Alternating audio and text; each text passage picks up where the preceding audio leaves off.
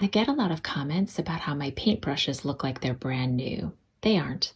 They get a lot of use and they get very dirty when I'm painting, so I'm going to show you what I do to keep them looking as nice as they are. For my watercolor brushes, I just rinse them in clean water and that keeps them looking new. I never submerge them beyond the ferrule, so I never let this wooden part of the handle get wet because that can damage it and weaken the bristles.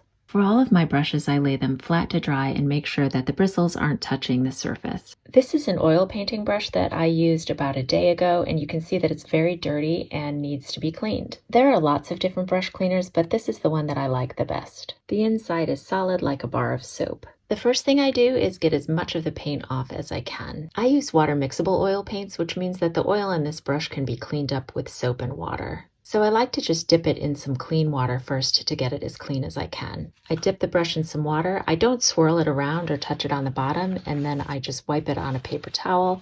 I'll repeat that a few times, just blotting the brush back and forth until it's as clean as I think I can get it. You can see that the water's staying very clean, and that's because I don't swirl the brush around in the water and I don't press it very hard against the bottom. I just dip it in and then I blot it on the paper towel. The brush is looking a lot cleaner, but I can still feel oil in the bristles and there's some paint that I want to get off. So this is the point where I'll wet the brush and then dip it into the master's cleaner like this, swirl it around, and then rinse it again.